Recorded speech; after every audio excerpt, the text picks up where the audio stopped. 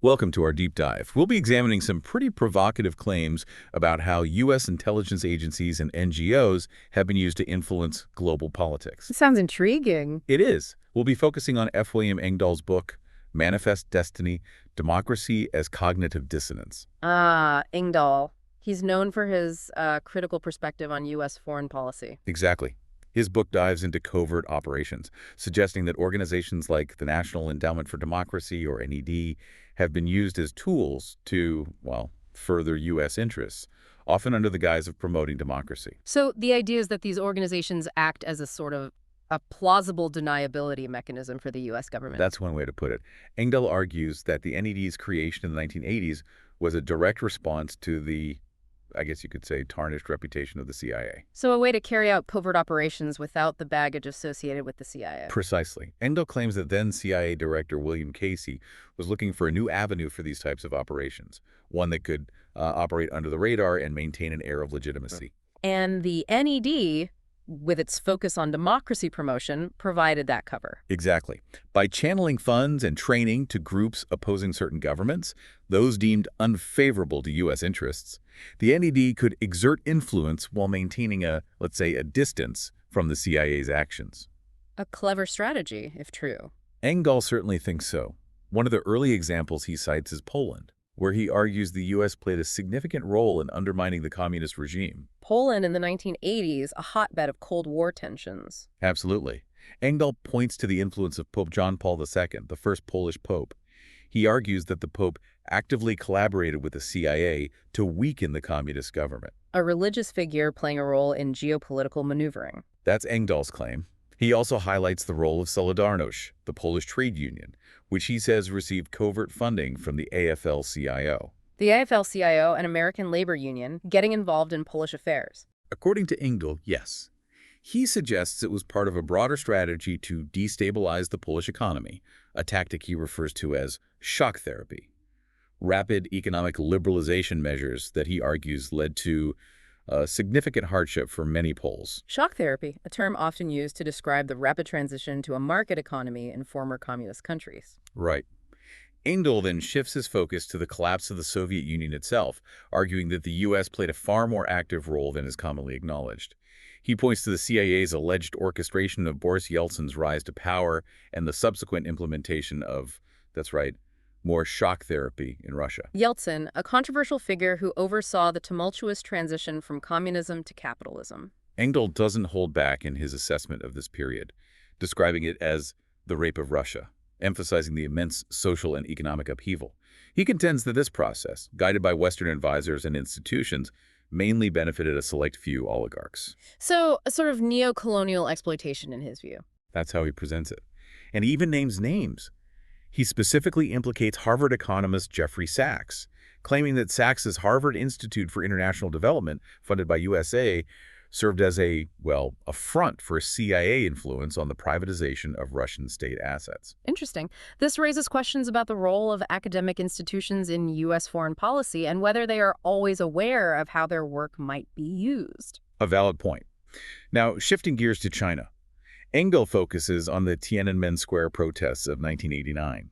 He notes the presence of key U.S. figures, like Gene Sharp, who's known for his work on nonviolent resistance. Gene Sharp, a fascinating figure. His writings on nonviolent resistance have been influential worldwide. Yes, but Engdahl suggests that Sharp's methods were intentionally employed to destabilize the Chinese government.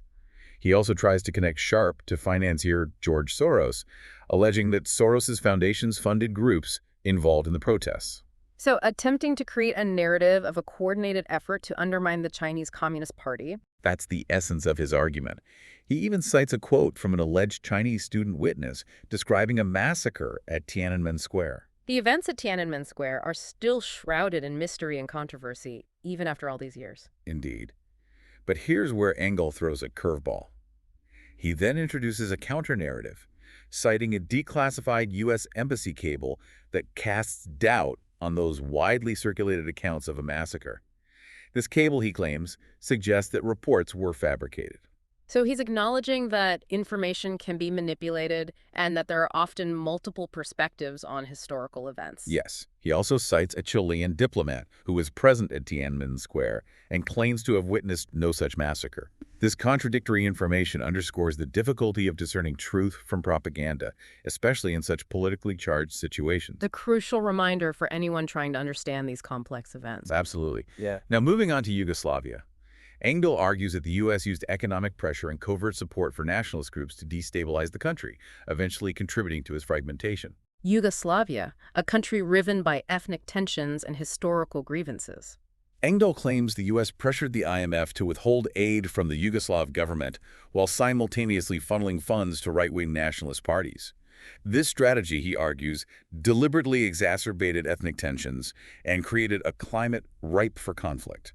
A cynical strategy, if true. He even alleges that the CIA deployed Mujahideen veterans from Afghanistan to fight alongside Bosnian Muslims during the Bosnian War, further illustrating the complex web of alliances and proxy forces at play.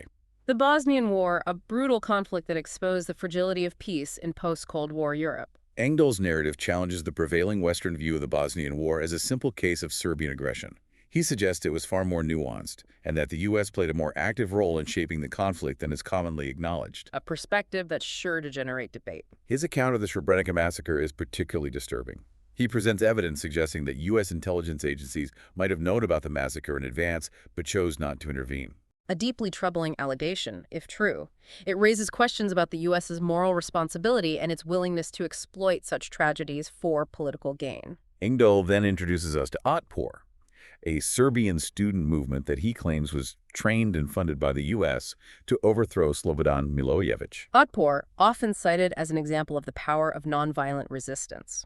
Engdahl argues that Otpor's success, which relied heavily on those nonviolent resistance tactics developed by Gene Sharp, served as a model for future U.S.-backed color revolutions. These are movements often presented as spontaneous uprisings, but, according to Engdahl, are frequently orchestrated and manipulated by external actors. This raises concerns about the blurring of lines between genuine grassroots activism and covert operations. He even draws parallels between Otpor's techniques and the Pentagon's revolution in military affairs doctrine, suggesting a convergence of military and civilian strategies in the pursuit of regime change. He argues that these movements, aided by new communication technologies and social media, utilize the principles of swarming and rapid mobilization to achieve their political objectives. Swarming, a tactic that leverages speed and surprise to overwhelm an opponent. So in this first part of our deep dive into Manifest Destiny, we've covered a lot of ground. From the creation of the NED to alleged manipulation of events in Poland, Russia, China, Yugoslavia, and Serbia. What are your initial thoughts on Engdahl's analysis? Well, it's certainly thought-provoking. What stands out to me is the recurring pattern he identifies. This use of seemingly benign organizations, economic pressure, and information warfare to achieve strategic objectives. And he argues that these tactics, often deployed under the banner of democracy promotion or humanitarian intervention, can mask a more cynical agenda. His analysis, while controversial, challenges us to look beyond surface-level explanations and critically examine the forces shaping global events. Engdahl contends that the tactics we discussed in Part 1, those employed in Poland and Russia, were part of a broader pattern of U.S. intervention, often veiled by the rhetoric of, well, promoting democracy and human rights. Right, and for this part of our deep dive, let's look at some more specific examples Engdahl provides to support his claims, starting with the collapse of the Soviet Union in the early 90s. A pivotal moment in history, no doubt. Engdahl contends that the U.S. played a far more active role in the Soviet Union's demise than is commonly acknowledged, through covert operations and economic manipulation. He argues that that rapid transition to a market economy, which is often called shock therapy, had pretty devastating consequences for a lot of people in Russia. Shock therapy, a term that evokes a sense of drastic and rapid change, often with unpredictable outcomes. Engdahl describes this period as a pillage of Russia, highlighting the rapid privatization of state assets that enriched a select few oligarchs, while a lot of Russians were left impoverished. He argues that this process was, guided by those Western advisors, especially those associated with the Harvard Institute for International Development. He claims they were working, wittingly or unwittingly, to advance U.S. interests. So, a deliberate effort to reshape the Russian economy in a way that benefited Western interests. That's what Engdahl argues. He even includes a quote from Vladimir Putin, lamenting the collapse of the USSR, to kind of illustrate the deep sense of loss and resentment felt by many Russians who experienced hardship during this period. Putin, a figure who has consistently criticized the West's role in Russia's post-Soviet transition. Engdahl's point is that the U.S., in trying to exploit the power vacuum left by the Soviet Union's collapse, actively promoted this model of economic liberalization that ended up destabilizing the region, at least according to Engdahl. It's certainly a perspective that challenges the dominant narrative of the Soviet Union's collapse as a victory for democracy and freedom. Engdahl also points to the role of individuals like George Soros, whose open society foundations, he claims, were deeply embedded in Russia, promoting free market ideology and supporting people who would later play key roles in that privatization process. Soros, a controversial figure often accused of meddling in the affairs of other nations. Engdahl sees Soros as a key player in this broader strategy of U.S. influence. So, in Engdahl's view, the collapse of the Soviet Union was not simply the result of internal contradictions or the failure of communist ideology, but was actively facilitated by external forces seeking to reshape the geopolitical landscape. That's his central argument. And his analysis of the Russian privatization process does raise these critical questions about how much influence external actors really have in shaping the economic and political landscape of nations. He argues that this push for rapid economic liberalization, which was often presented as like a benevolent effort to introduce free markets and democracy, ended up mainly benefiting Western interests and furthered U.S. geopolitical goals. A perspective that challenges the notion of a benevolent U.S. foreign policy. Now let's move on to the events at Tiananmen Square in 1989. Engdahl contends that these protests were part of a broader U.S. strategy to destabilize communist regimes. Tiananmen Square, a pivotal moment in China's recent history, often seen as a symbol of the struggle for democracy and human rights. Engdahl's take is a bit different. He points to the presence of individuals like Gene Sharp, who we mentioned earlier, known for his work on nonviolent resistance. And he suggests that Sharp's methods were intentionally employed to create unrest and challenge the Chinese government. Sharp's work on nonviolent resistance has been influential worldwide, adopted by various movements seeking social and political change. Right, but Engdahl sees something more sinister at play, like a deliberate effort to use Sharp's ideas to destabilize China. He also brings up George Soros again, alleging that Soros's foundations funded groups involved in those protests, attempting to connect those seemingly disparate actors to this coordinated effort to undermine the Chinese Communist Party. An interesting connection, to say the least. Engdahl then introduces a counter-narrative to the dominant Western narrative of like a brutal massacre at Tiananmen Square. He cites a declassified U.S. embassy cable that kind of casts doubt on those widely circulated accounts of a massacre, suggesting that reports might have been exaggerated or even fabricated. Well, So challenging the conventional wisdom about what really happened at Tiananmen Square. exactly. He even includes a quote from a Chilean diplomat who was present at Tiananmen Square and claims to have witnessed no such massacre. This raises the crucial issue of historical revisionism and the difficulty of separating truth from propaganda, especially when dealing with events that are highly politicized. And Engdahl's inclusion of these contrasting viewpoints, I think, underscores the complexities of interpreting historical events, especially those shrouded in controversy and subject to propaganda, as you said. It's a reminder that there are often multiple narratives surrounding significant events, and it's essential to consider different perspectives and evidence before forming conclusions. Let's shift our focus now to Yugoslavia, where Engdahl argues that the U.S. Employed a deliberate strategy to destabilize the country and ultimately contribute to its violent fragmentation. Yugoslavia, a country with a complex history of ethnic and religious tensions, which ultimately erupted into violence. Engdahl claims that the U.S. pressured the IMF to withhold aid from that Yugoslav government while simultaneously channeling funds to those right-wing nationalist parties. This strategy, he argues, was meant to, make those ethnic tensions worse and create a climate that was more likely to lead to conflict. So, a deliberate effort to exploit existing divisions to weaken Yugoslavia. That's what Engdahl contends. He even alleges that the CIA deployed Mujahideen veterans from Afghanistan to fight alongside Bosnian Muslims during the Bosnian War, further illustrating that complex web of alliances and proxy forces at play. The Bosnian War, a tragic conflict that resulted in widespread atrocities and ethnic cleansing. And Engdahl's account challenges that prevailing Western narrative of the Bosnian War, the one that portrays it as, just a simple case of Serbian aggression. He suggests that it was a much more nuanced situation, with multiple actors and complex motivations at play, and that the U.S. played a much more active role in shaping the conflict than is commonly acknowledged. A perspective that challenges the simplistic good versus evil narratives that often dominate discussions of complex conflicts. His analysis of the Srebrenica massacre is particularly disturbing. He presents evidence suggesting that U.S. intelligence agencies might have known about that massacre in advance, but they, chose not to intervene. A deeply unsettling claim. It suggests a callous disregard for human life and raises questions about the true motivations behind U.S. involvement in the conflict. Engdahl's analysis of the Bosnian War really compels us to critically examine those motivations behind interventions and really question whether humanitarian concerns are, always the primary driving force. It's a reminder that geopolitical calculations often play a significant role in shaping foreign policy decisions, even those that are presented as humanitarian interventions. Let's turn our attention now to Serbia. Engdahl examines the rise of Otpor, that student movement that played a pivotal role in overthrowing Slobodan Milosevic. Otpor, a movement that inspired many with its nonviolent resistance tactics and its success in toppling an authoritarian regime. Engdahl contends that Otpor, while it seemed like this grassroots movement, was actually trained and funded by the U.S. as part of a broader strategy to promote those color revolutions that we talked about earlier. So the implication is that these movements, often portrayed as spontaneous uprisings, are actually orchestrated and manipulated by external forces. That's precisely what Engdahl argues.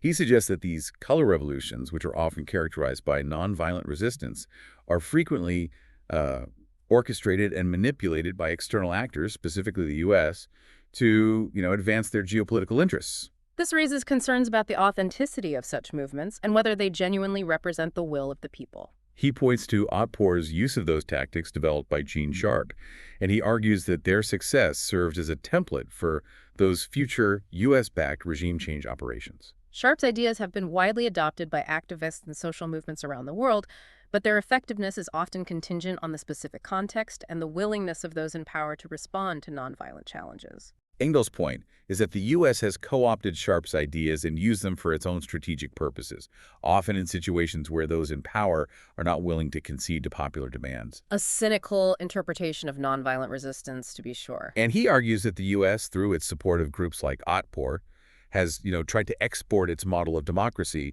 often with unintended and destabilizing consequences.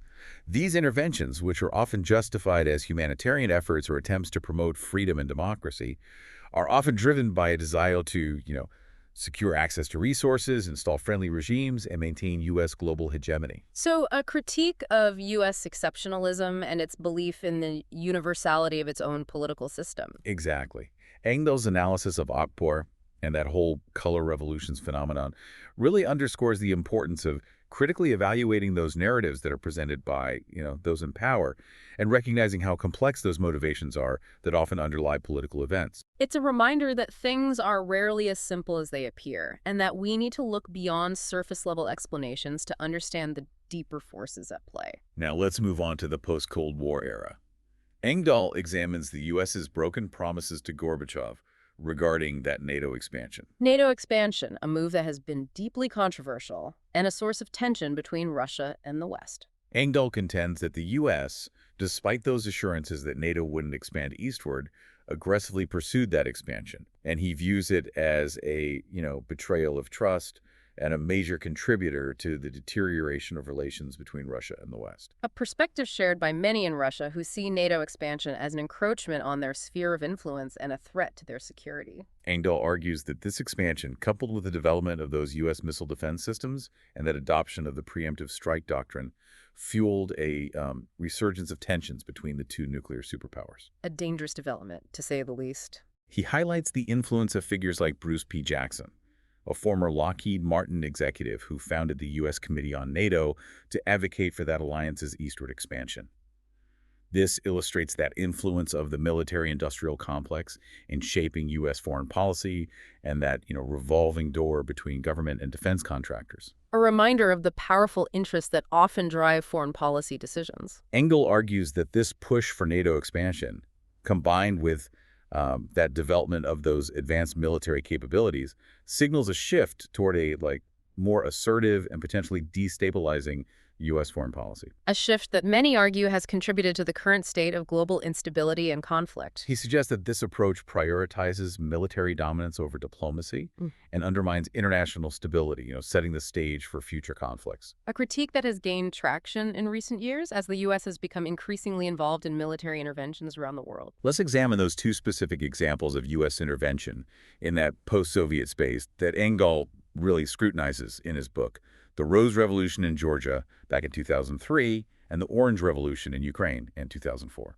These color revolutions, often portrayed as spontaneous uprisings against corrupt regimes, have been the subject of much debate and controversy. Engdahl contends that these events, which were often portrayed in the West as, those spontaneous uprisings against corrupt and authoritarian regimes, were actually carefully orchestrated and manipulated by the U.S. to install pro-Western governments. So a challenge to the prevailing narrative of these events as genuine expressions of popular will. He points to the role of U.S. Ambassador Richard Miles, alleging that Miles played a key role in both revolutions, training activists, and manipulating the election process to get those desired outcomes. Allegations that, if true, would raise serious questions about the U.S.'s commitment to democratic principles and its willingness to interfere in the internal affairs of other nations. Engdahl provides specific examples of U.S. involvement in these events, including allegations that USAID funded in the computerization of Georgia's voter rolls, which made election fraud easier, and supported that anti-Shevardnadze TV station, Rustavi 2, which repeatedly aired a documentary about that Otpor color revolution that toppled Milosevic in Serbia. A pattern of U.S. involvement in promoting regime change through a combination of covert operations and overt support for opposition groups. He argues that these actions were part of a broader strategy to undermine those existing governments and install regimes that were more friendly to U.S. interests. He contends that the U.S. used those NGOs, media outlets, and other seemingly independent organizations to, shape public opinion, discredit opposition figures, and create conditions that were conducive to regime change. A strategy that has been employed in various contexts around the world, often with mixed results. Engdahl's detailed analysis of the Rose Revolution and the Orange Revolution challenges that prevailing narrative of those events as, those organic expressions of popular will. He suggests that they were, in fact, carefully planned and executed operations designed to advance U.S. geopolitical objectives in the region. A perspective that raises concerns about the U.S.'s role in promoting democracy and whether its actions are always aligned with its stated goals. Let's delve deeper now into the specifics of the Orange Revolution in Ukraine, an event that has had, profound and lasting consequences for the region. Engdahl contends that the U.S., through its support of various NGOs and political figures, played a decisive role in shaping the outcome of this event. The Orange Revolution was a watershed moment in Ukraine's post-Soviet history, marking a shift towards closer ties with the West and a rejection of Russian influence. Engdahl highlights the role of organizations like the Open Society Institute, Freedom House, and the NED, alleging that these groups were, actively involved in training activists, organizing protests, and influencing public opinion. These organizations have been active in promoting democracy and human rights around the world, but their activities have often been viewed with suspicion by governments that see them as a threat to their power.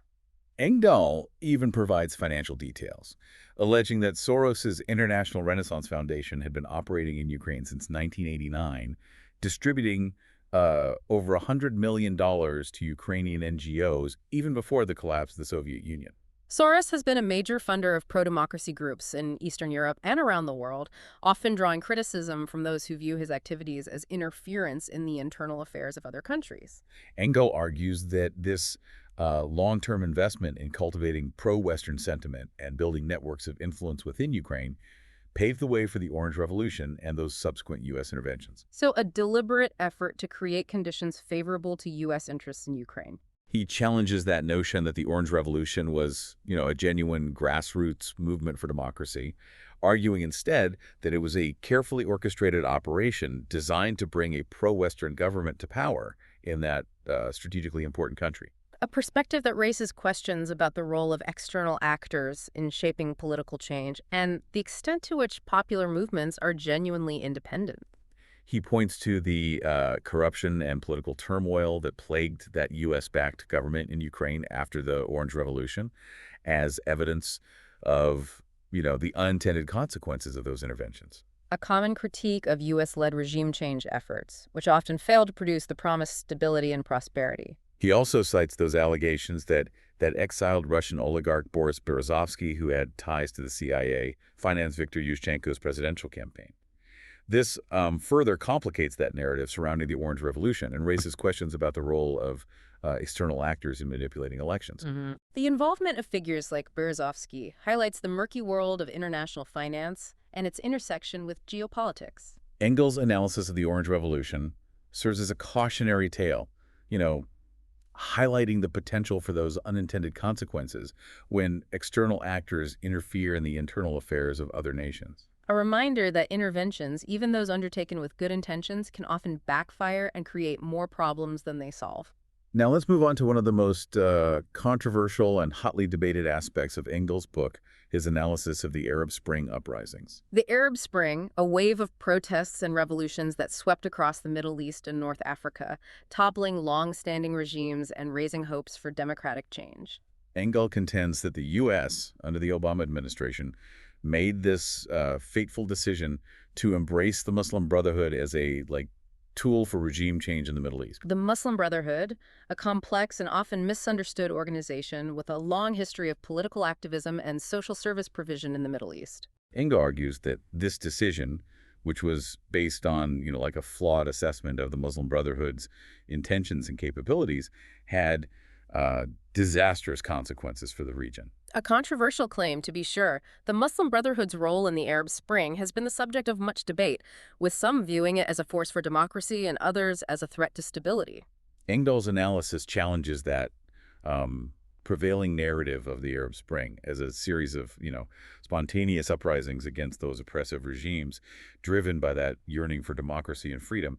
He suggests that those events were, to a significant extent, manipulated and exploited by those external actors, including the U.S., to, advance their own interests. A perspective that raises questions about the authenticity of those movements and the role of external forces in shaping the course of events.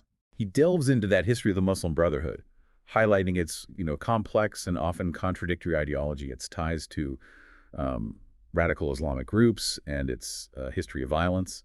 He questions that Obama administration's belief that the Muslim Brotherhood could be, a force for stability and democracy in the region, arguing that this assessment was naive and ultimately backfired. The Muslim Brotherhood's ideology and its political goals have evolved over time, and its relationship with violence has been complex and nuanced. Engdahl meticulously examines the chain of events in Tunisia, Egypt, and Libya, arguing that these countries were, deliberately destabilized by a combination of U.S.-funded NGOs, IMF pressure, and the strategic backing of the Muslim Brotherhood. A pattern of U.S. involvement in promoting regime change that we've seen in other contexts as well. He highlights that role of economic hardship in, fueling popular discontent in these countries, pointing to those IMF-imposed austerity measures that made poverty and inequality worse.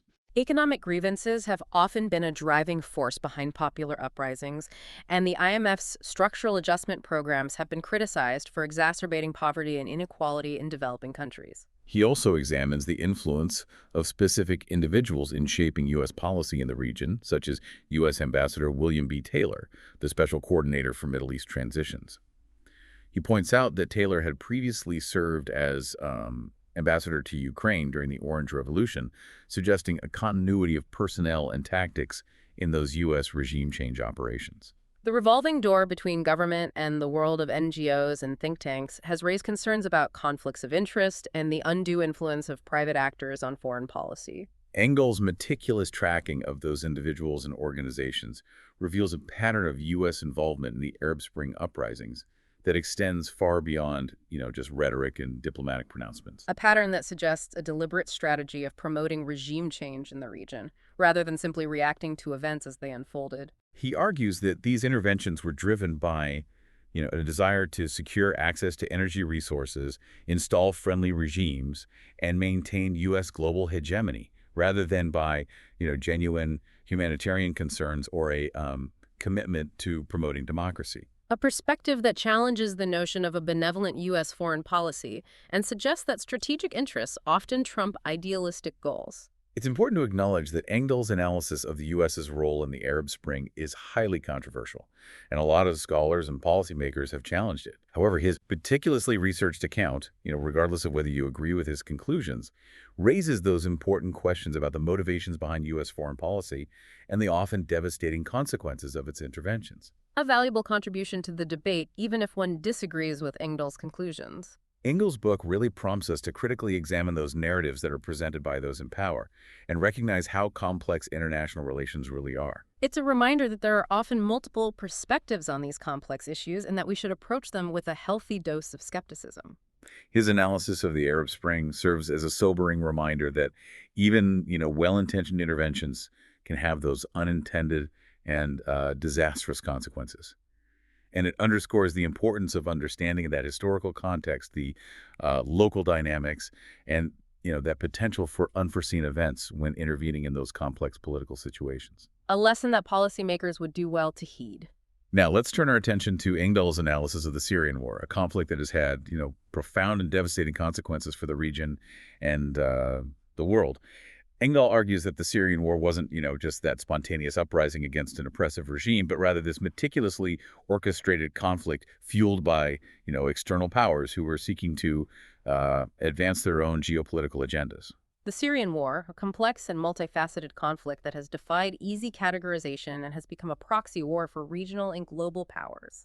He contends that the U.S., along with its allies in Saudi Arabia and Qatar, saw an opportunity to, remove Bashar al-Assad from power. They viewed his regime as this obstacle to their control of vital energy resources in the region. Energy resources, a perennial source of conflict and competition in the Middle East. He argues that those countries actively armed and funded various rebel groups in Syria, including extremist factions, to achieve their objectives. A strategy that has been employed in various conflicts, often with disastrous consequences. Engdahl's analysis challenges that Western narrative that, the intervention in Syria was motivated by humanitarian concerns, arguing instead that it was driven by that desire for regime change and, the pursuit of those strategic interests.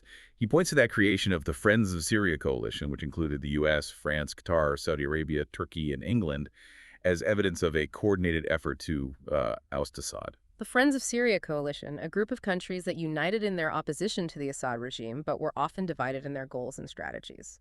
He also notes that CIA involvement in funding anti-Assad propaganda, citing a $6 million grant given to Barada, a British TV channel, to produce content critical of the Syrian government. Propaganda and information warfare have played a significant role in shaping public perception of the Syrian conflict, with all sides seeking to control the narrative and demonize their opponents. Engdahl further claims that leaked Saudi intelligence documents reveal how Turkey, Qatar, and Saudi Arabia were involved in arming, training, and financing those radical jihadist fighters to overthrow Assad. This highlights that complex and often murky network of alliances that had characterized the Syrian conflict. A reminder that conflicts are rarely clear-cut and that alliances can shift rapidly based on changing circumstances and perceived interests. Engdahl's analysis raises serious concerns about the role of those external actors in fueling the violence and prolonging the suffering in Syria.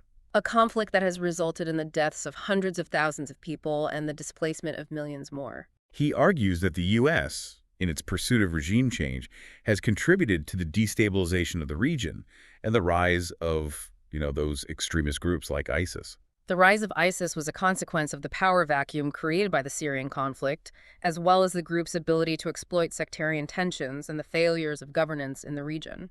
He also examines those devastating humanitarian consequences of the war, pointing to the massive displacement of civilians, the destruction of infrastructure, and the countless lives lost. A tragedy that has left lasting scars on Syria and the region. He argues that the U.S. bears significant responsibility for this tragedy, having played a key role in fueling the conflict. A perspective that challenges the notion of the U.S. as a benevolent force in the world. Engdahl's analysis of the Syrian war provides this sobering reminder of the unintended consequences of intervention. He argues that the U.S., in its pursuit of its own interests, has often exacerbated conflicts, destabilized regions, and created more problems than it's solved. A critique that deserves serious consideration as the U.S. continues to grapple with the consequences of its foreign policy decisions. In our final segment, we'll explore Engdahl's concluding thoughts on those implications of these operations for the future of global politics and, consider his recommendations for a more just and equitable world order. Engdahl really digs into that Syrian war, doesn't he? It's like he's trying to untangle this whole messy knot of alliances and hidden agendas. He definitely paints a complex picture, one that goes against that, simplistic narrative of good versus evil. He argues that the U.S. and those allies, Saudi Arabia, Qatar, they weren't just trying to help the Syrian people. Right. It was about more than just humanitarian concerns. Engdahl suggests that they saw a chance to get rid of Assad, and not just because he's, a brutal dictator. Assad's regime was standing in the way of their control over those energy resources, especially, natural gas flowing from the Middle East to Europe. That's a big deal geopolitically. Energy, the lifeblood of the global economy. Control over those resources translates into real power. Engdahl presents evidence that these countries, they armed and financed all sorts of rebel groups in Syria, and not all of them were, fighting for democracy and freedom. Some of those groups, they had ties to extremist ideologies, even to groups like ISIS. It's a pretty disturbing thought. That's one of the unintended consequences that Engdahl keeps coming back to, the idea that these interventions, they can actually end up making things worse. He argues that the U.S., by supporting those rebel groups, some of whom later joined ISIS, they actually contributed to the growth of that brutal terrorist organization. It's like they poured gasoline on a fire thinking they could control it. Engdahl also looks at how propaganda and information warfare really played a role in shaping how people saw the conflict. He's pretty critical of the Syrian White Helmets. The White Helmets, those volunteer rescue workers who gained international recognition for their efforts to save lives in war-torn Syria. Engdahl claims that they were actually created by, Anglo-American intelligence agencies to spread disinformation and sway public opinion in favor of intervention. He even points to their calls for no-fly zones in Syria. It's the tactic, he says, that echoes previous interventions in Iraq and Libya, where those calls for no-fly zones eventually led to full-blown Western military involvement. It's a slippery slope. Once you start intervening militarily, it can be difficult to extricate yourself. Engdahl's take on the White Helmets, whether you agree with them or not, it highlights the importance of being really careful about what you believe, especially during conflicts when it can be hard to tell what's true and what's not. We live in an age of information overload, and it's more important than ever to be critical consumers of information, especially when it comes to complex and controversial issues like the Syrian war. Engdahl doesn't just focus on the manipulation of information. He also spends a lot of time analyzing those devastating humanitarian consequences of that war. Millions of people displaced, infrastructure destroyed, countless lives lost. It's a real human tragedy. And he puts the blame squarely on the U.S. and those allies. He argues that their pursuit of regime change, their focus on strategic interests, it's what really fueled that conflict and led to all that suffering. So it's not just about misinformation, it's about the real-world consequences of these interventions. Engdahl concludes his book with some pretty stark warnings about what these covert operations mean for the future of global politics. He argues that the U.S., in its relentless pursuit of global dominance, has created a more unstable and dangerous world. He's suggesting that the U.S.'s actions have actually backfired, undermining its own security and leading to a more chaotic world. He points to the rise of anti-American sentiment globally. How those interventions, they're often seen as self-serving and heavy-handed, and that this has eroded the U.S.'s moral authority and alienated potential allies. So he's arguing that the U.S. has lost its credibility on the world stage. That's what he's saying. He thinks that this approach, this reliance on covert operations and military force, it's ultimately counterproductive. It creates more enemies than friends. It's a pretty bleak assessment of the current state of global affairs. Engdahl's book, Manifest Destiny, Democracy-as-Cognitive-Dissonance, it's definitely a controversial one, but it's also, thought-provoking. His research is meticulous, and he's willing to challenge those conventional narratives, making us think about power and intervention, and that human cost of global politics. He forces us to ask those tough questions about the role of the U.S. in the world and what kind of future we want to create. He doesn't just leave us with those warnings, though. Hmm. He also offers some solutions. He argues for a more just and equitable world order, one based on diplomacy and cooperation and respect for international law. He wants us to be more critical, more skeptical of the narratives that are presented to us, and to hold our leaders accountable. A call for a more just and peaceful world. This deep dive into Engdahl's work, it's given us a lot to think about. We've learned about those covert operations, about how they've shaped the world, about the unintended consequences, and about the need for a new approach to global politics. We encourage you to check out Engdahl's book for yourself, do your own research, draw your own conclusions. Thank you for joining us on this deep dive.